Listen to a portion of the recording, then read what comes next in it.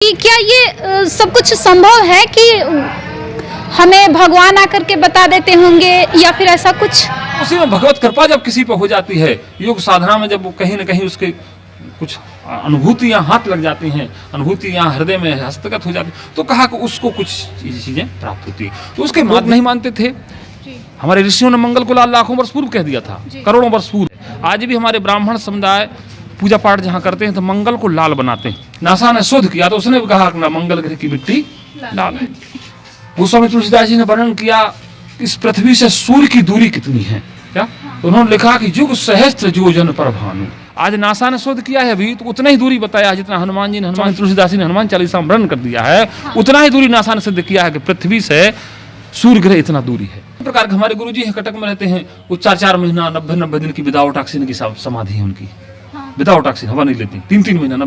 तो जैसा कि सब लोग जानते हैं कि बालाजी सरकार के बारे में क्या कहेंगे, पर हम जो आप तस्वीरों में सामने देख रहे हैं, जिन बाबा के साथ मौजूद हैं हम, उन बाबा से हम बालाजी सरकार हैं उनका हम परिचय नहीं जानना चाहेंगे, बल्कि ये जानना चाहेंगे कि जो बालाजी सरकार ये सब कुछ अगर हमें कुछ मालूम चलता है तो वो किसी भगवान आकर के बताते हैं नाम, या फिर आगे वाला क्या सोच रहा है, इस तरह की कुछ बातें।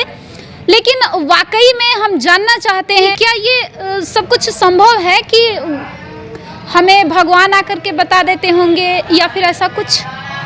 देखिए, सबसे पहले तो हम आप दोनों बेटियों को धन्यवाद देंगे कि आप लोग यहाँ आकर के और इस सरस्वती पूजन या सरस्वती उत्सव, तो हम भगवती सरस्वती से प्रार्थना करेंगे कि आप दोनों बेटियाँ खूब अपने काम में आगे बढ़ें। भगवती सरस्वती आपको ऐसी बुद्धि प्रदान करे कि आप देश में नाम कमाएं, ये हमारी तरफ से शुभकामना है। रहा दूसरा विषय, आपने प्रश्न की बालाजी का, हालांकि उनसे डायरेक्ट हम लोगों के कोनो संपर्क रहा विषय, उनके विषय में जो विवाद चल रहा है उस पर चर्चा करना, तो विषय विवाद का नहीं है। क्यों नहीं है कि हमारे यहाँ तो जब शास्त्रों में, पुराणों में और वेदों के इतिहास में हम जाते हैं और उनका स्वाध्याय और अध्ययन करते हैं, कथाओं को पढ़ते हैं, तो हमारे ऋषि महर्षि बहुत आगे थे।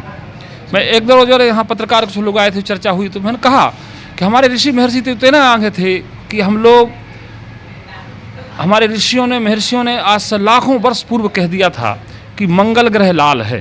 क्या ग्रह मंगल लाल है। आज भी हमारे ब्राह्मण समुदाय पूजा पाठ जहाँ करते हैं तो मंगल को लाल बनाते हैं। नवग्रह जब बनते हैं तो मंगल को लाल मूर्ति का आकार दिया जाता है, परंतु लोग नहीं मानते थे। पर जब नासा वहाँ पहुँचा मंगल ग्रह पे, और नासा जब वहाँ पहुँच करके वहाँ की मिट्टी लाया, तो मिट्टी ला करके कहा कि नाथ मंगल ग्रह की मिट्टी लाल है। हमारे ऋषियों ने मंगल को लाखों वर्ष पूर्व कह दिया था, करोड़ों वर्ष पूर्व, कि मंगल लाल है। पर आज जब विज्ञान ने शोध किया, नासा ने शोध किया, तो उसने भी कहा कि मंगल ग्रह की मिट्टी लाल है। दूसरा विषय, हनुमान चालीसा में आता है कि गोस्वामी तुलसीदास जी ने वर्णन किया कि इस पृथ्वी से सूर्य की दूरी कितनी है, क्या तो उन्होंने लिखा कि युग सहस्त्र योजन पर भानु। क्या इसमें दूरी बता दिया, इस पृथ्वी से सूर्य की दूरी कितनी है। आज नासा ने शोध किया है अभी तो उतना ही दूरी बताया जितना हनुमान जी ने, गोस्वामी तुलसीदास जी ने हनुमान चालीसा में वर्णन कर दिया है, उतना ही दूरी नासा ने सिद्ध किया है कि पृथ्वी से सूर्य ग्रह इतना दूरी है। तो हमारे कितना हमारे ऋषियों का, महर्षियों का शोध ऊंचा था। साधना और तपस्या से बहुत कुछ हमारे यहाँ, हमारा देश धर्म प्रधान देश रहा, क्या धर्म प्रधान देश रहा।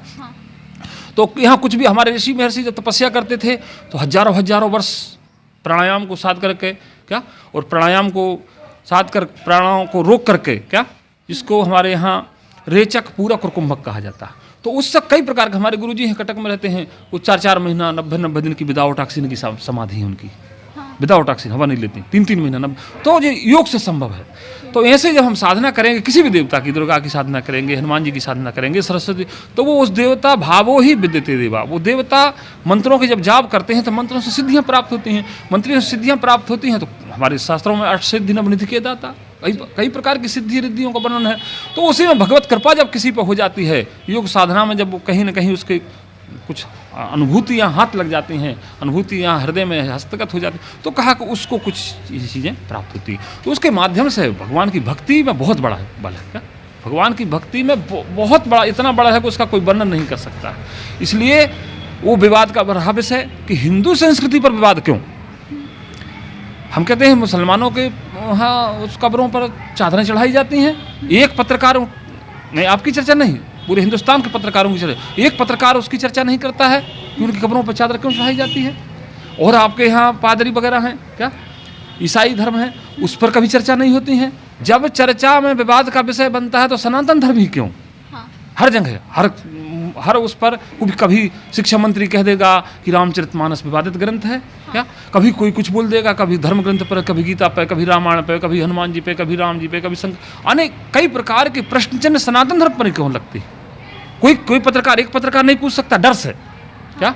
कोई भारत के पत्रकार मुसलमानों से डर से नहीं पूछेंगे, वो सोचते हैं कि हम कुछ पूछेंगे तो कल जी हमारी हत्या कर दी जाएगी। सरकलम, एक हमारे लड़की का क्या नाम था दिल्ली की, क्या उसने कह दिया था तो सरकलम कर दिए गए कितने लोगों के क्या। तो उसके चलते वो वहाँ राजस्थान में एक दर्जी का सरकलम कर दिया गया था क्या। तो मोहम्मद साहब पर कुछ बोल दी तो वहाँ तो एक शब्द नहीं बोल सकता है कोई। पर हमारे देवी देवता, हमारे धर्म ऐसा है, कुछ भी बोलने लगता है, कुछ भी कुतर्क करने लगता है। ये कुतर्क का विषय नहीं है, ये श्रद्धा का विषय है, आस्था का विषय है, संवेदना का विषय है, और अपने भाव और भक्ति का विषय है, और तपस्या का विषय है। तो कहने का मतलब ये कि साधना से हर चीज संभव हो सकती है। साधना से असंभव भी संभव है। साधना ऐसी चीज है कि हमारे यहाँ तो कहा पिंडेसो ब्रह्मांडे, इस पिंड में ब्रह्मांड है। शरीर में अनेक, जब शरीर पे साधना होती है, शरीर के ऊपर जब शोध होता है, तो हम ही लोग अग्नि तपस्या यहाँ करते थे क्या, जेठ के महीना में, मई जून में। तो हम लोग ब्रह्म स्थान एक है उधर, तो उस ब्रह्म स्थान में मलमलिया के पास, तो उस हम साधना कर रहे थे। तो वहाँ एम्स के डॉक्टर आए थे, अभी वहाँ सब मेरे पास रखा हुआ, वो एक मशीन लाए थे आपका तापमान नापने वाला। तो उस समय यहाँ का 50 डिग्री तापमान था क्या, गर्मी में, और 50 डिग्री था सूर्य का। उन्होंने जब वो अपने उसको यंत्र को लगाए, वहाँ लगा कर कह के भाई तो 100 डिग्री तापमान है, आप जिंदे कैसे हैं इस अग्नि के भी, आग में हम तपस्या कर रहे थे। कहा ये तो हम लोगों का आश्चर्यजनक घटना है। 50-100 डिग्री में व्यक्ति बोले जिंदा नहीं रह सकता है, और आप 100 डिग्री में 4-4 घंटा बैठे हैं। ये साधना का विषय है। जहाँ कहा कि विज्ञान समाप्त हो जाता है, वहीं से अध्यात्म शुरू होता है। जहाँ विज्ञान समाप्त होता है, वहीं से अध्यात्म की शुरुआत होती है, वहीं से अध्यात्म प्रारंभ होता है। तो साधना ऐसी बीज है कि जिसने साधना की, उस साधना का स्वाद, उस साधना का मर्म वही जानता है। उसका वर्णन नहीं हो सकता क्या, नमक मीठा का कोई स्वाद का वर्णन नहीं कर सकता, कह सकता है कि ये मीठा है क्या, पर उसको कहे कि उसका कुछ वर्णन करो तो नहीं बता सकता क्या। ठीक उसी प्रकार भगवान की भक्ति है, भगवान की साधना है, तपस्या है, उसका कहीं वर्णन नहीं हो सकता। वो असंभव भी संभव है। इसलिए भक्ति में कहीं कोई तर्क नहीं हो सकता, भक्ति में कहीं कोनो, भक्ति में आदमी जितना भक्ति करेगा, जिन खोजा तन पाइया गहरे पानी पेट, जो खोजता है वही उसको पाता है। इसलिए भगवान की भक्ति में कहीं कोनो विवाद नहीं है, संवाद हैं क्या, विवाद के लिए कहीं कोई स्थान नहीं है। इसलिए हमारा सनातन संस्कृति सर्वोपरि है, और सनातन संस्कृति में योग साधना के माध्यम से कुछ भी असंभव नहीं है।